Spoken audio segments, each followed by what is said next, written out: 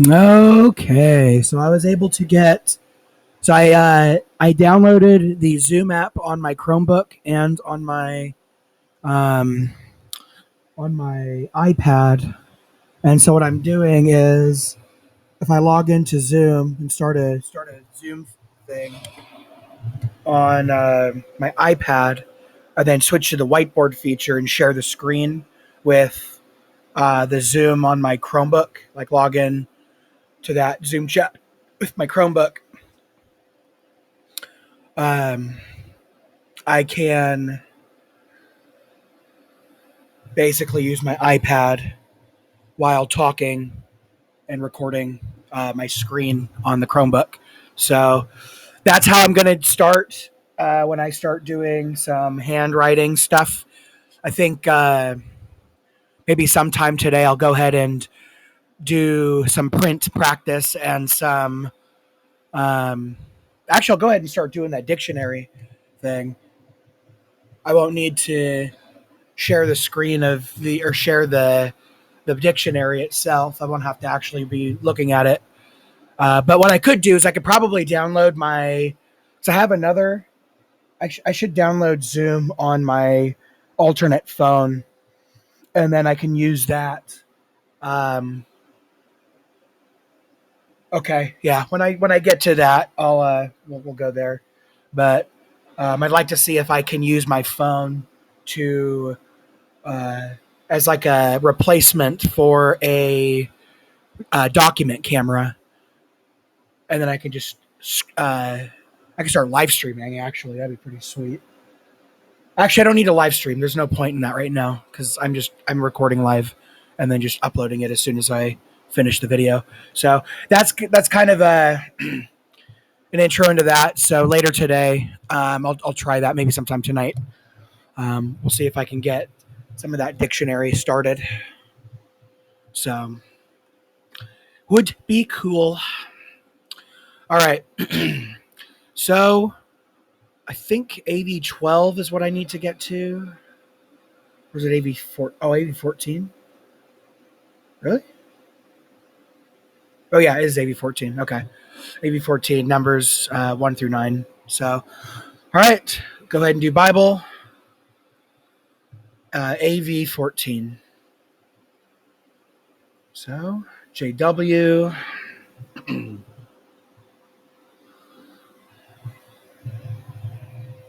Bible.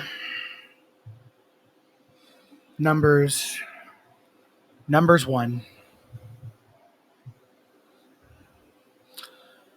And Jehovah spoke to Moses in the wilderness of Sinai. Oh, hold on. Where did I put my glasses? I won't worry about the glasses for these 9. And Jehovah spoke to Moses in the wilderness of Sinai. In the tent of meeting, on the first day of the second month, in the second year of their coming out of the land of Egypt, he said, "Take a census of the whole assembly of the Israelites, individually according to their families, according to their paternal houses, according to the count of the names of all the males.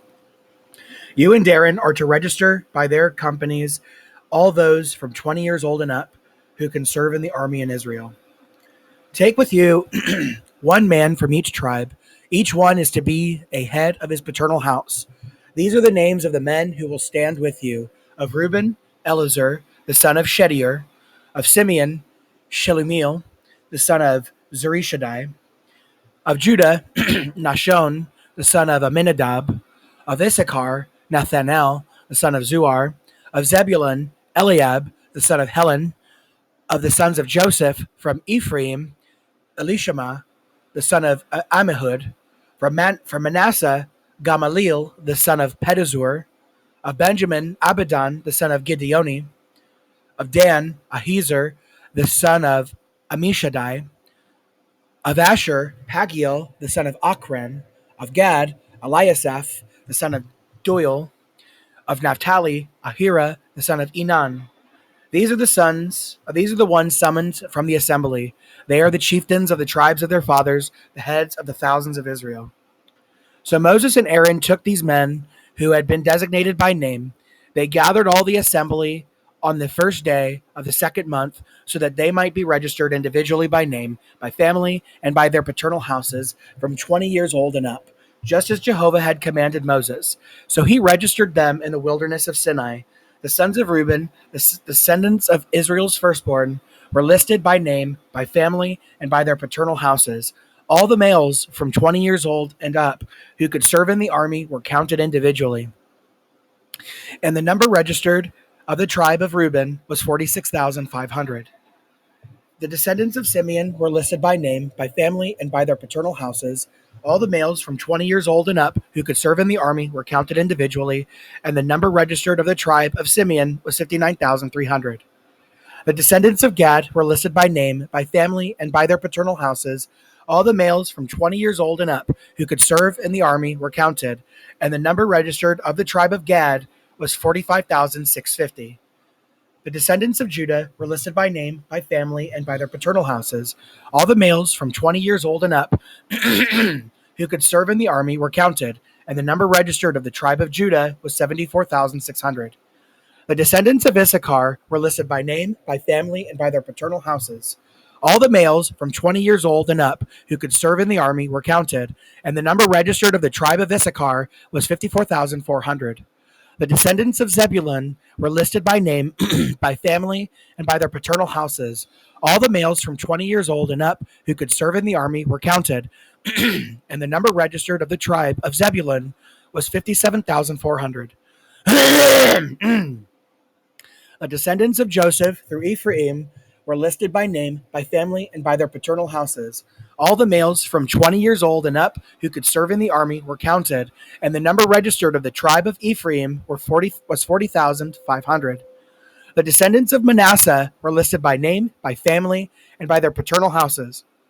All the males from 20 years old and up who could serve in the army were counted, and the number registered of the tribe of Manasseh was 32,200. The descendants of Benjamin were listed by name, by family, and by their paternal houses. All the males from 20 years old and up who could serve in the army were counted, and the number registered of the tribe of Benjamin was 35,400.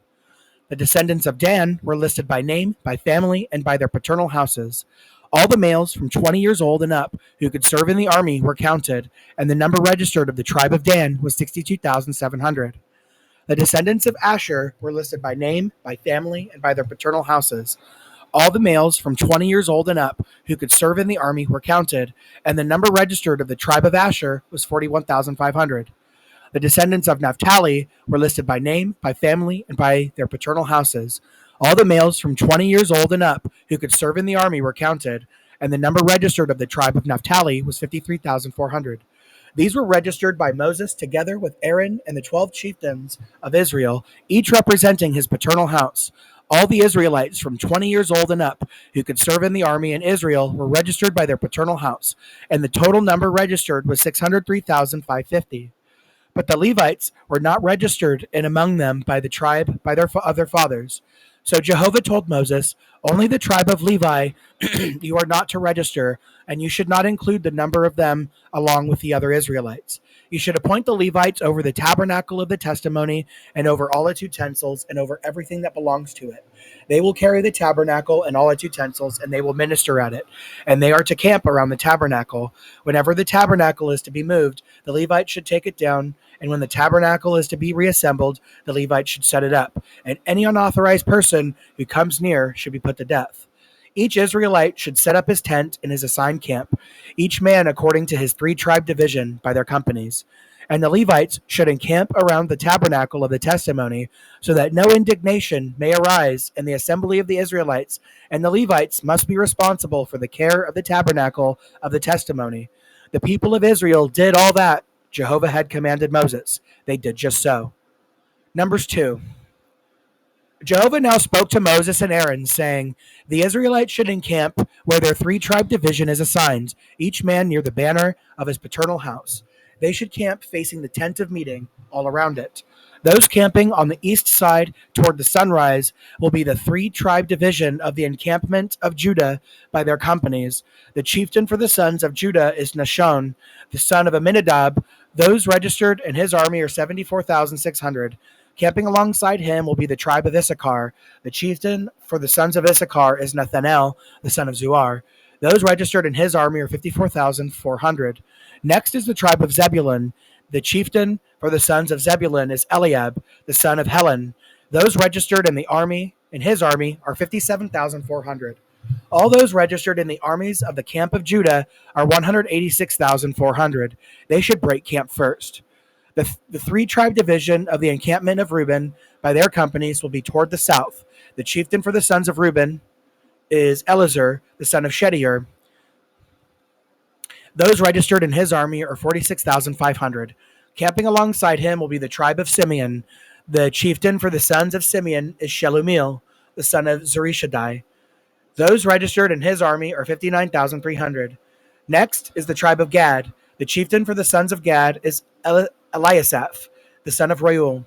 Those registered in his army are 45,650.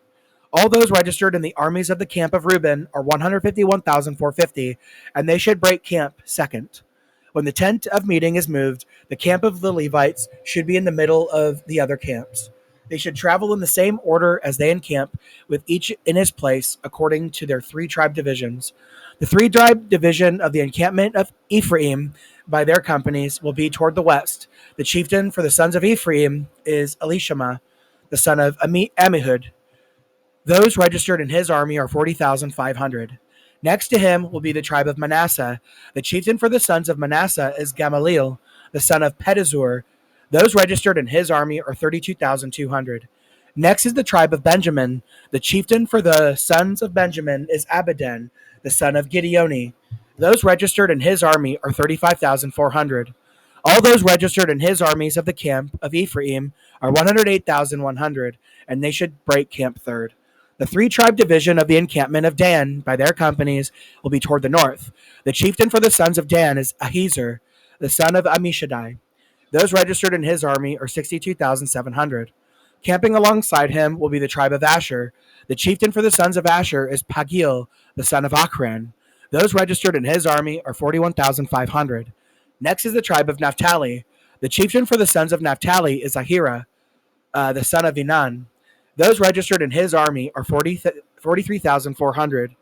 All those registered in the camp of Dan are 157,600. They should break camp last, according to their three tribe divisions. These were the Israelites who registered according to their paternal houses.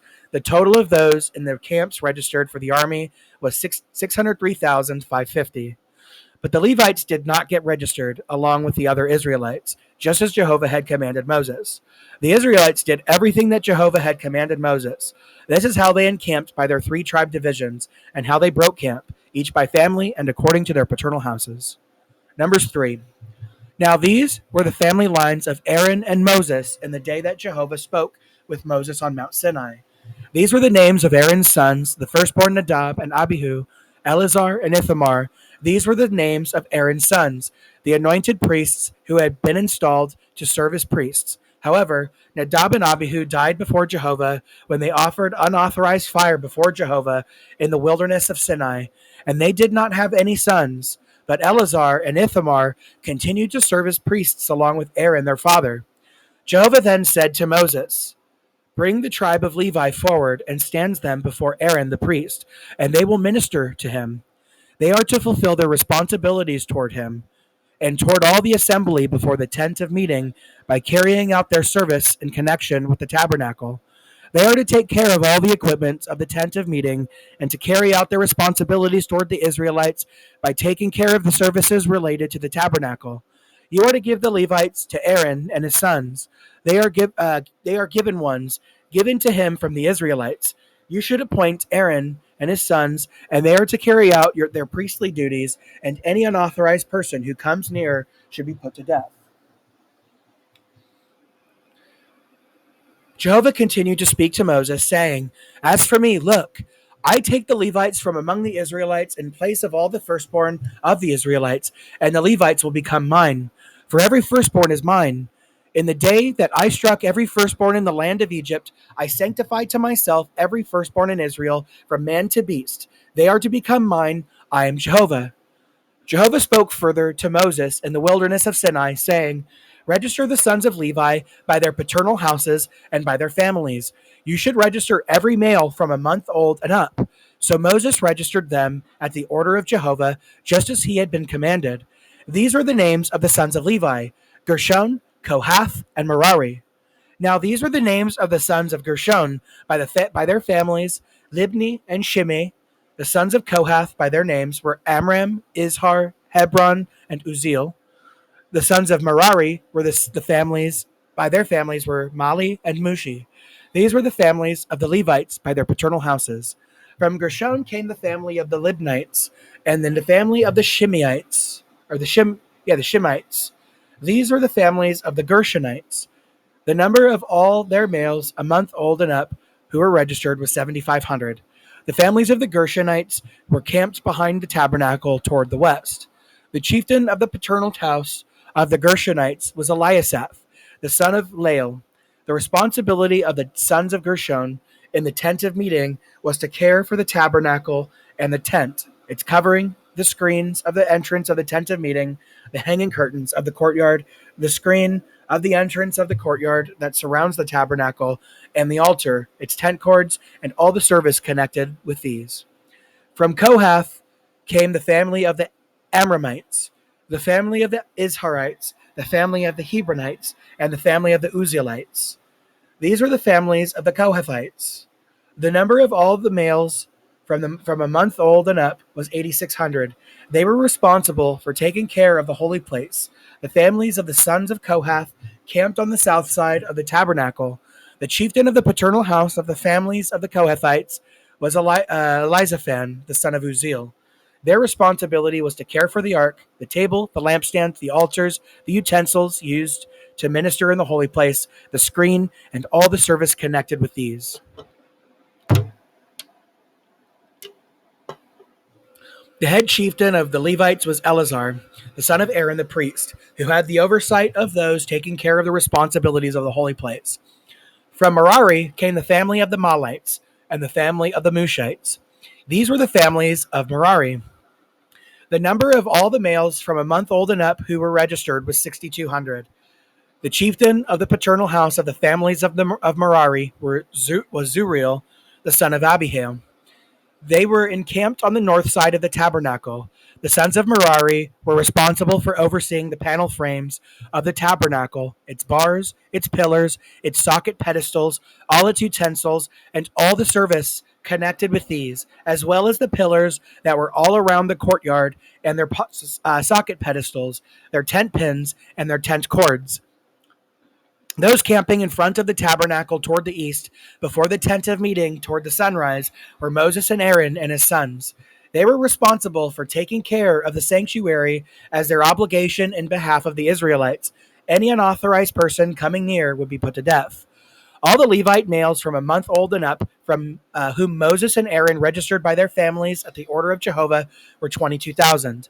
Then Jehovah said to Moses, Register all the firstborn males of the Israelites from a month old and up, count them, and make a list of their names. You must take the Levites for me. I am Jehovah, in place of all the firstborn of the Israelites, and take the domestic animals of the Levites in place of all the firstborn of the domestic animals of the Israelites. Moses then registered all the firstborn among the Israelites, just as Jehovah had commanded him. The number of all the firstborn males who are registered by name from a month old and up were 22,273. Jehovah continued to speak to Moses, saying, Take the Levites in place of all the firstborn among the Israelites, and take the domestic animals of the Levites in place of their domestic animals. And the Levites must become mine. I am Jehovah. As the ransom price of the 273 of the firstborn of the Israelites who are in excess of the Levites, you are to take 5 shekels for each individual according to the standard shekel of the holy place. A shekel is 20 gerahs. You are to give the money to Aaron and his sons as the ransom price for those who are in excess of them. So Moses took the money of the redemption price from those who were in excess of the ransom price of the Levites. He took the money from the firstborn of the Israelites, 1,365 shekels, according to the standard shekel of the holy place. Then Moses gave the money of the ransom price to Aaron and his sons according to the word of Jehovah, just as Jehovah had commanded Moses. Numbers 4. Jehovah now spoke to Moses and Aaron, saying, a census should be taken of the sons of Kohath, from among the sons of Levi, by their families and by their paternal houses, all those from 30 to 50 years old who are in the group assigned to work in the tent of meeting. This is the service of the sons of Kohath in the tent of meeting. It is something most holy. Aaron and his sons will come in when the camp is departing and take down the screening curtain and cover the ark of the testimony with it. They will put a sealskin covering over it and spread out a solid blue cloth over it and put its carrying poles in place. They will also spread out a blue cloth over the table of showbread, and they will put on it the dishes, the cups, the bowls, and the pitchers of the drink offering. The regular offering of bread should remain on it. They will spread out a scarlet cloth over them and cover it with a sealskin covering and put its carrying poles in place. Then they will take a blue cloth and cover the lampstand for the light along with its lamps, its snuffers, its fire holders, and its containers for oil that are used to maintain it. They will wrap it and all its utensils in a sealskin covering and put it on a carrying bar.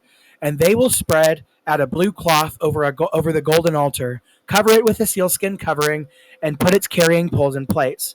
They will then take all the utensils of the ministry with which they regularly minister in the holy place and put them in a blue cloth and cover them with a sealskin covering and put them on a carrying bar.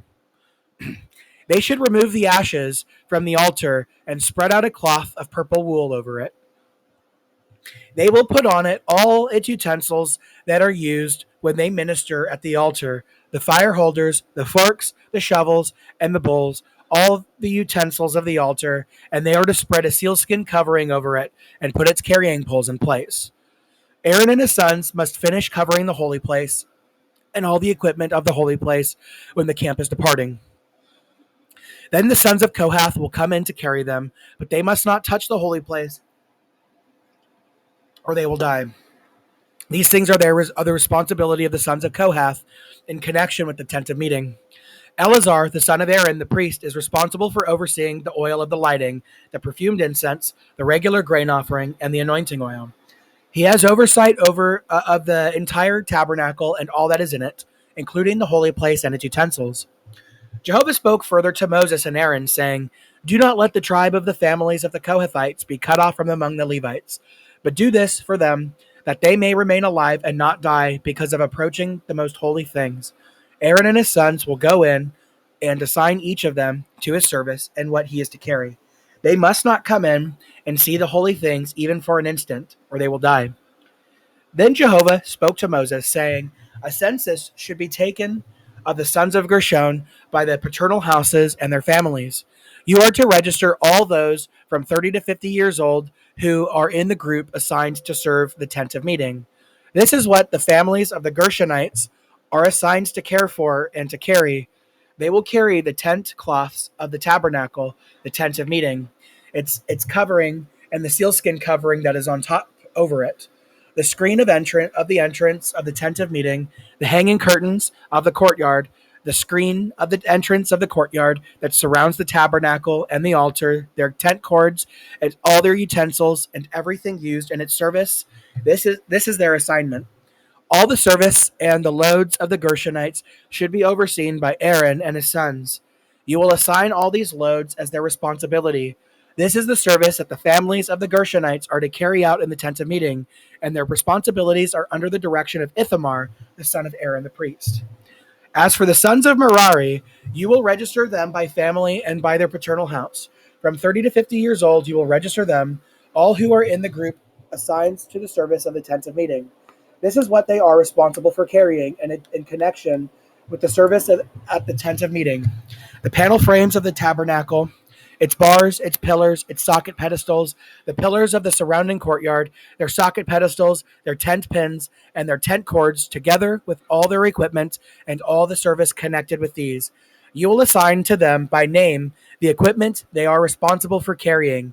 This is how the families of the sons of Merari are to serve at the tent of meeting, under the direction of Ithamar, the son of Aaron, the priest. Moses and Aaron and the chieftains of the assembly then registered the sons of the Kohathites by their families and by their paternal house, all those from 30 to 50 years old who were in the group assigned to the service of the tent of meeting. The total of those registered by their families was 2,750. These were registered from the families of the Kohathites. All those who were serving at the tent of meeting, all of those serving at the tent of meeting. Moses and Aaron registered them at the order of Jehovah through Moses.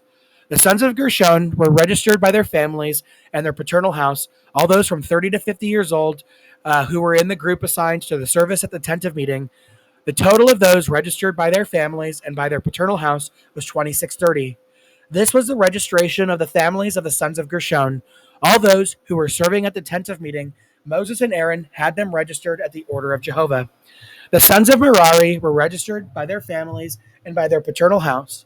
All those from 30 to 50 years old who were in the group assigned to the service at the tent of meeting, the total of those registered of them by their families was 3,200. This was the registration of the families of the sons of Merari, whom Moses and Aaron registered at the order of Jehovah through Moses. Moses and Aaron and the chieftains of Israel registered all these Levites by their families and by their paternal houses. They were from 30 to 50 years old, and all were assigned to serve and carry loads in connection with the tent of meeting. The total of those registers was 8,580. They were registered at the order of Jehovah through Moses, each according to his assigned service and his load. They were registered just as Jehovah had commanded Moses. Numbers 5. Jehovah spoke further to Moses, saying, Command the Israelites to send out of the camp every leprous person, and everyone having a discharge, and everyone unclean by a dead person. Whether a male or a female, you should send them out. You should send them outside the camp, so that they may not contaminate the camps of those in whose midst I am dwelling. Therefore the Israelites did so, and sent them outside the camp, just as Jehovah told Moses. So the Israelites did. Jehovah continued speaking to Moses, saying, Tell the Israelites, if a man or a woman commits any of the sins of mankind and acts unfaithfully toward Jehovah, that person has become guilty. He must confess the sin that he has committed and return the full amount as compensation for his guilt, and also add a fifth of its value. He is to give it to the one he wronged. But if the victim does not have a close relative to receive the compensation, it should be returned to Jehovah and will belong to the priest, apart from the ram of atonement with which he will make atonement for him. Every holy contribution from the Israelites that is presented to the priest should become his. The holy things of each person will remain his own. Whatever each one gives to the priest, that will belong to the priest. Jehovah went on to speak to Moses, saying, Speak to the Israelites and tell them, This is what should be done if a man's wife goes astray and is unfaithful to him, and another man has sexual relations with her. But it was unknown to her husband and remains undiscovered, so that she was defiled herself. But there is no witness against her, and she has not been caught. Whether the husband becomes jealous and suspicious of his wife's unfaithfulness when she has defiled herself, or whether he is jealous and suspicious of his wife's faithfulness when she has not defiled herself.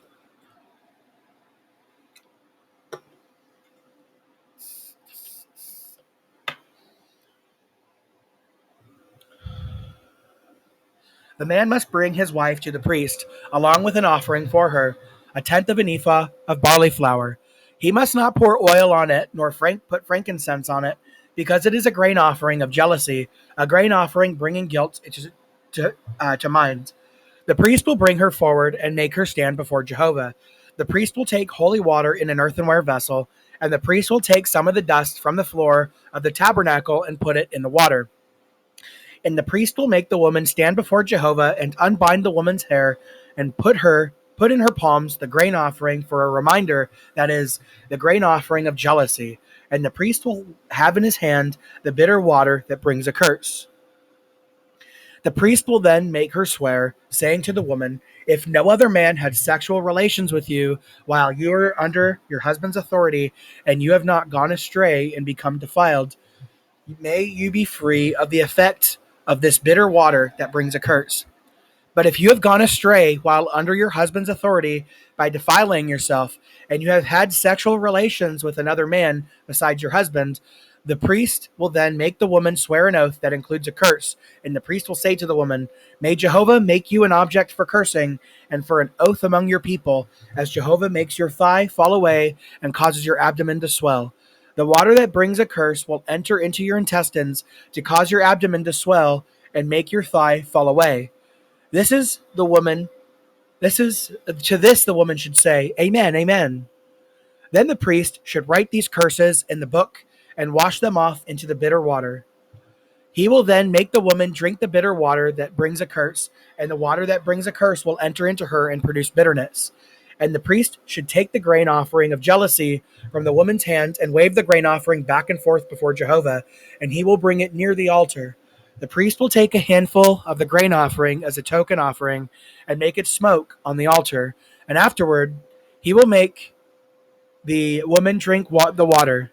When he makes her drink the water, if she has defiled herself and committed an act of unfaithfulness toward her husband, the water that brings a curse will then enter into her and become something bitter, and her abdomen will swell and her thigh will fall away, and the woman will become an object of cursing among her people. However, if the woman has not defiled herself and is clean, she will then be free from such punishment, and she will be able to conceive and produce offspring. This is the law about jealousy. When a woman may go astray and defile herself while under her husband's authority, or in the case of a man who becomes jealous and suspects his wife of unfaithfulness, he should make his wife stand before Jehovah, and the priest must carry out toward her all this guilt. The man will be free from guilt, but his wife will answer for her guilt. Number 6. Jehovah spoke further to Moses and said, Speak to the Israelites and tell them, if a man or a woman takes a special vow to live as a Nazirite to Jehovah, he should keep away from wine and other alcoholic beverages. He should not drink the vinegar of wine or the vinegar of anything alcoholic. He should not drink any liquid made from grapes, nor eat grapes, whether fresh or dried. All the days of his Naziriteship, he should not eat anything made from the grapevine, from the unripe grapes to the skins. All the days of the vow of his Naziriteship, no razor should pass over his head. He is to remain holy by letting the hair of his head grow until the days of his being set apart to Jehovah are completed. He should not approach a dead person during all the days he remains separated to Jehovah. Even if his father or his mother or his brother or his sister should die, he may not defile himself, because the sign of his Naziriteship to his God is upon his head. He is holy to Jehovah all the days of his Naziriteship. But if someone should suddenly die alongside him and he defiles the hair, symbolizing his separation to God, he must shave his head on the day he establishes his purification. He should shave it on the 7th day, and on the 8th day he should bring 2 turtle doves or 2 young pigeons to the priest at the entrance of the tent of meeting. The priest will prepare one as a sin offering and the other as a burnt offering, and make atonement for him for his sin in connection with the dead person. Then he must sanctify his head on that day, and he must separate himself again to Jehovah for the days of his Naziriteship. And he will bring a young ram in its first year as a guilt offering. However, the former days will go uncounted because he defiled his Naziriteship. Now, this is the law about the Nazirite. When he completes the days of his Naziriteship, he will be brought to the entrance of the tent of meeting. There he must present his offering to Jehovah, 1 sound young ram in its first year as a burnt offering, 1 sound female lamb in its first year as a sin offering, 1 sound ram as a communion sacrifice, a basket of unleavened ring-shaped loaves of fine flour mixed with oil, unleavened wafers smeared with oil, and their grain offering and their drink offerings. The priest will present them before Jehovah and will offer up his sin offering and his burnt offering. He will offer the ram as a communion sacrifice to Jehovah, along with the basket of unleavened loaves, and the priest will present its grain offering and its drink offering. The Nazirite must then shave the uncut hair of his head at the entrance of the tent of meeting, and he will take the hair of his head grown during his Naziriteship and put it on the fire that is under the communion sacrifice.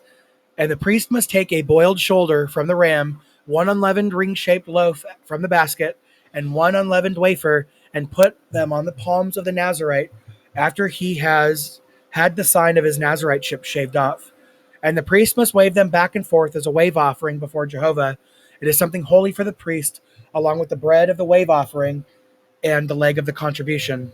Afterward, the Nazirite may drink wine. This is the law about the Nazirite who makes a vow. If he vows and can afford to make an offering to Jehovah that is beyond the requirements of his Naziriteship, he must then carry out his vow out of regard for the law of his Naziriteship. Then Jehovah said to Moses, Tell Aaron and his sons, this is the way you should bless the people of Israel. Say to them, may Jehovah bless you and safeguard you. May Jehovah make his face shine upon you, and may he favor you. May Jehovah lift his face up toward you and grant you peace. And they must place my name upon the people of Israel, that I may bless them. Number 7. On the day that Moses finished setting up the tabernacle, he anointed it and sanctified it, together with all its furnishings, the altar, and all its utensils. When he had anointed and sanctified these things, the chieftains of Israel, the heads of their paternal houses, made an offering. These chieftains of the tribes who presided over the registration brought before Jehovah their offering of 6 covered wagons and 12 oxen, a wagon for 2 chieftains and a bull for each one, and they presented them before the tabernacle. Jehovah said to Moses, accept these things from them, as they will be used for the service of the tent of meeting, and you should give them to the Levites, to each one as needed for his duties. So Moses accepted the wagons and the cattle and gave them to the Levites. He gave 2 wagons and 4 oxen to the sons of Gershon, according to what was needed for their duties. He gave 4 wagons and 8 oxen to the sons of Merari, according to what was needed for their duties, under the direction of Ithamar, the son of Aaron the priest. But he did not give any to the sons of Kohath, because their duties involved the service of the holy place, and they carried the holy things on their shoulders. Now the chieftains made their presentation at the inauguration of the altar on the day it was anointed. Then the chieftains presented their offering before the altar. Jehovah said to Moses, one chieftain each day, on successive days, will present his offering for the inauguration of the altar. The one who presented his offering on the first day was Nashon, the son of Amminadab of the tribe of Judah.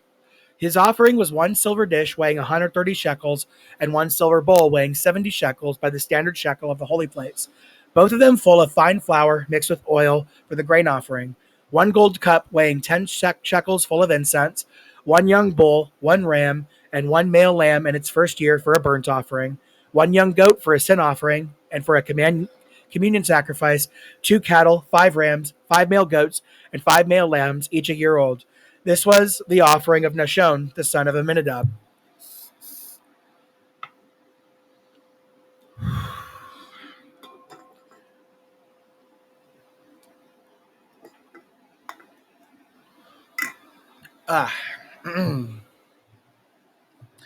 On the second day, Nethanel, the son of Zuar, the chieftain of Issachar, made a presentation.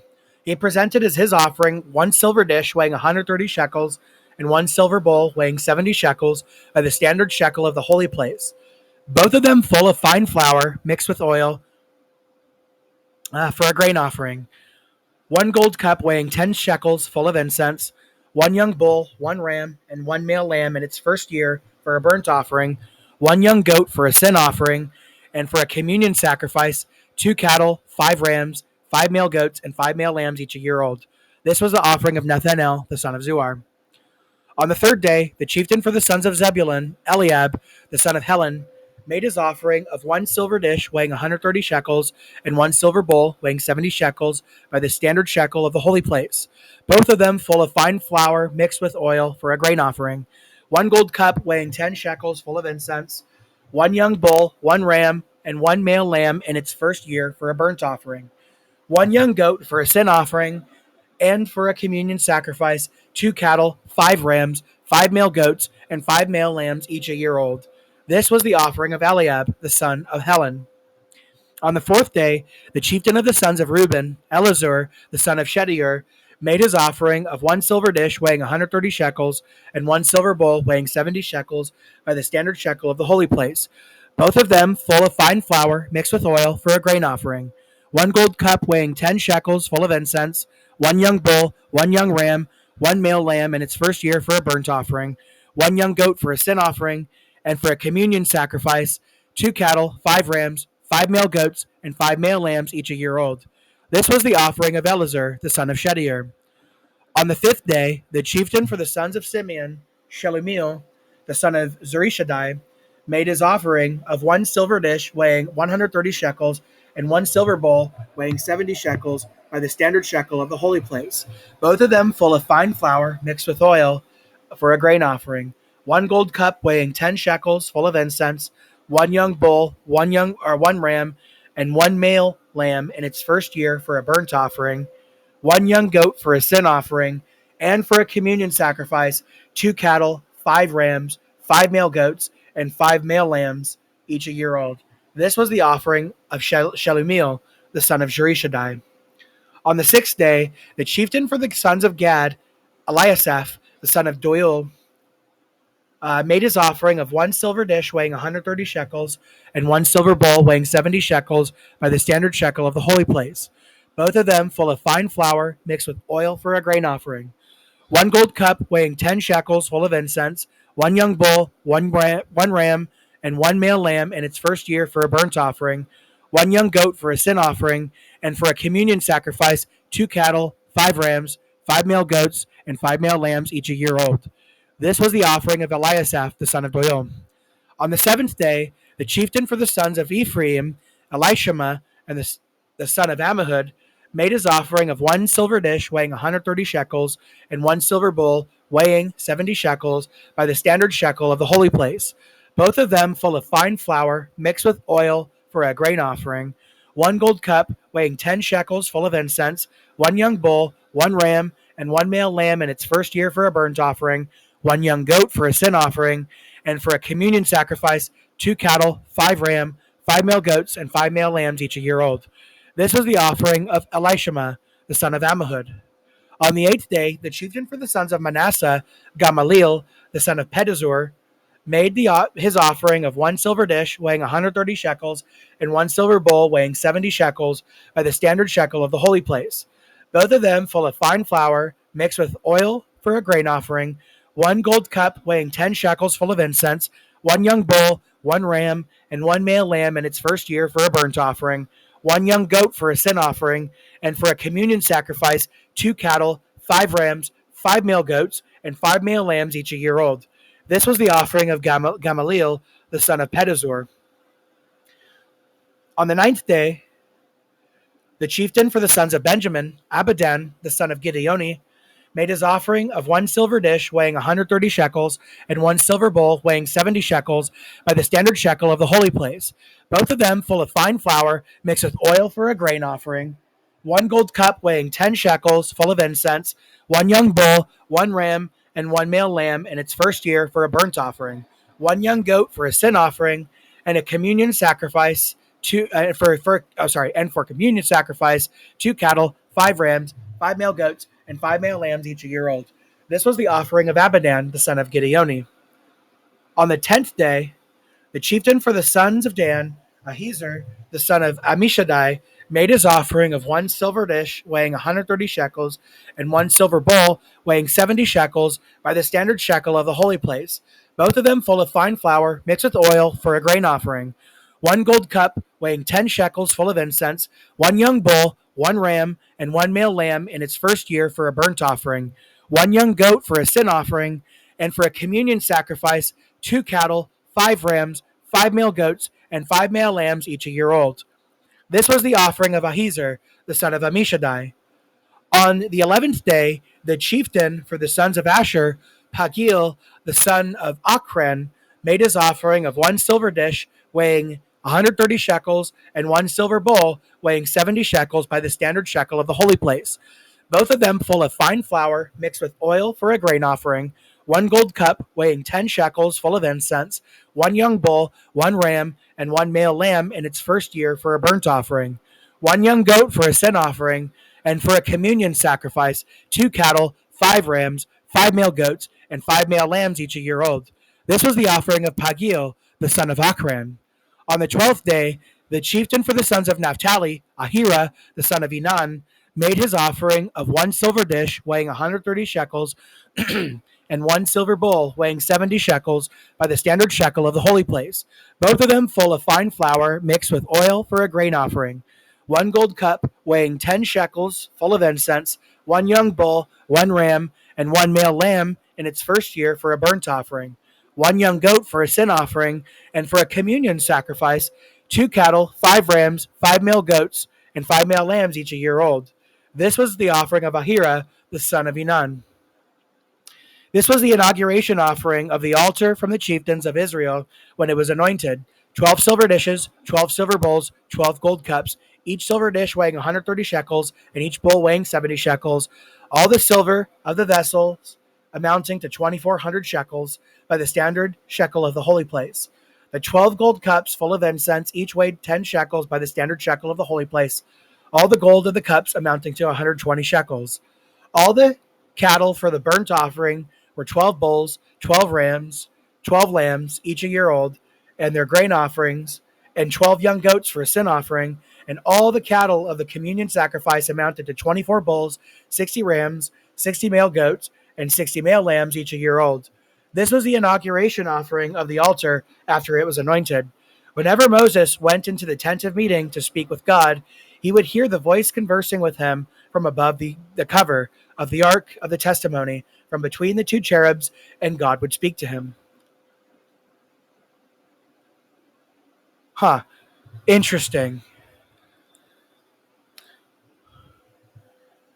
You could literally define the rules of a certain base of mathematics with this chapter, because it gives you the individual things, and then if you add them together, you get the equality equals the number of those things, and then you also get an equality for each of the things in terms of their weight, and then the totals of their weight. That's really interesting. That is really, really interesting. So when I do whiteboard stuff on this, I hope I remember that.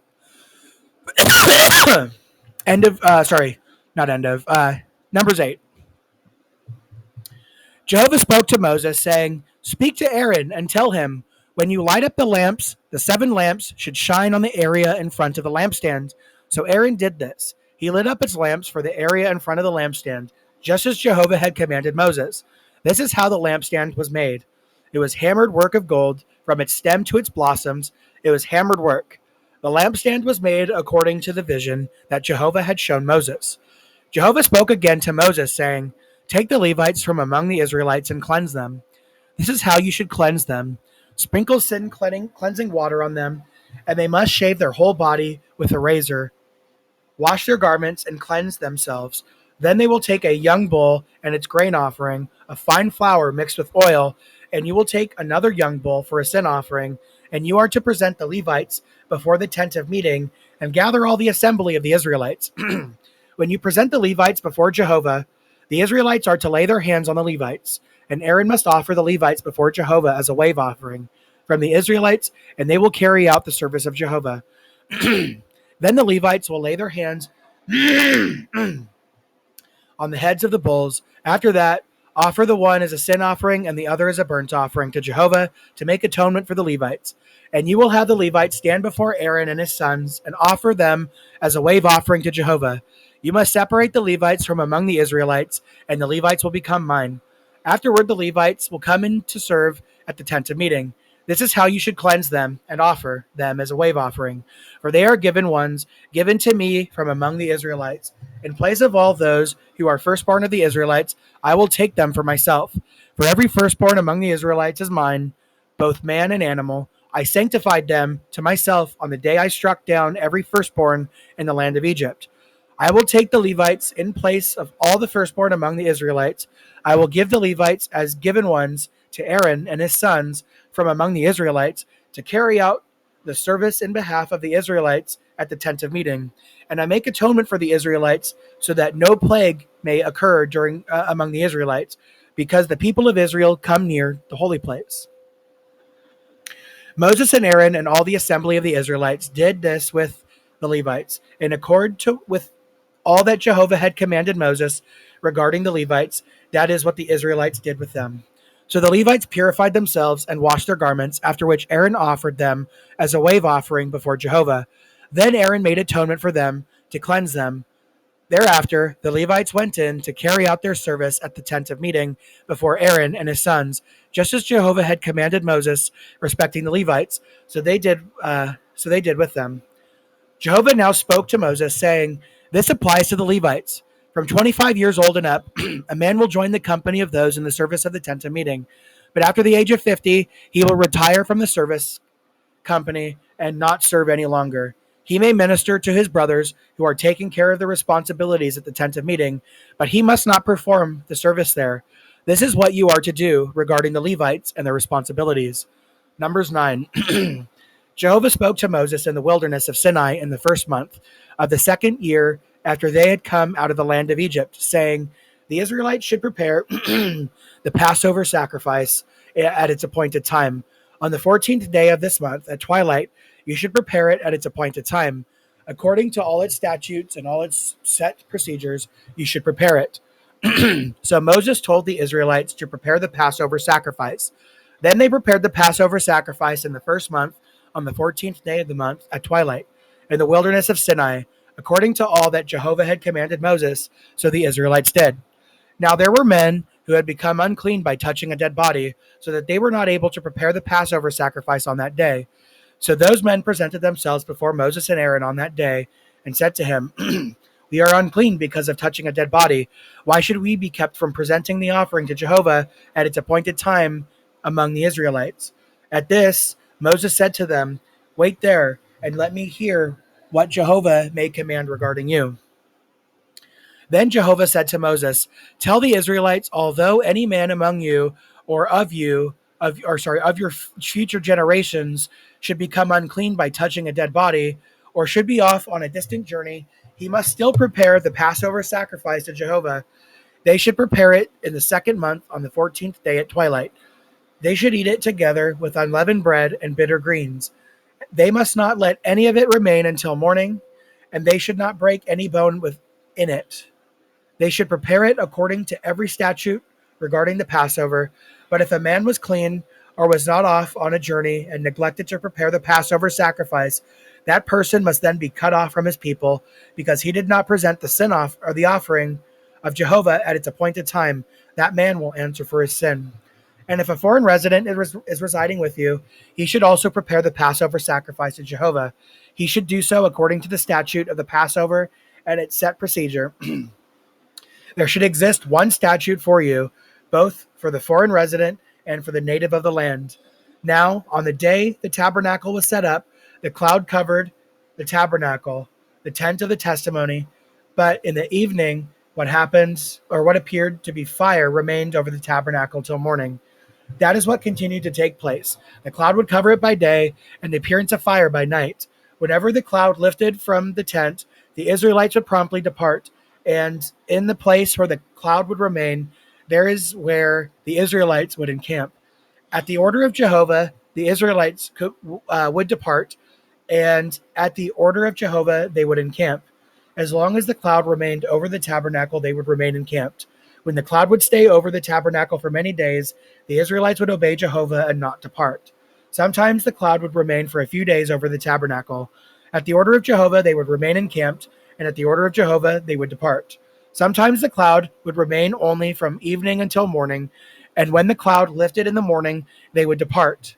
Whether it was day or night, when the cloud was lifted, they would depart. Whether it was 2 days, a month, or longer, as long as the cloud stayed over the tabernacle, the Israelites remained encamped and would not depart. But when it lifted, they would depart. At the order of Jehovah, they would encamp, and at the order of Jehovah, they would depart. They kept their obligation to Jehovah at the order of Jehovah through Moses. End of AV. I think that was 14. Yep, end of AV 14.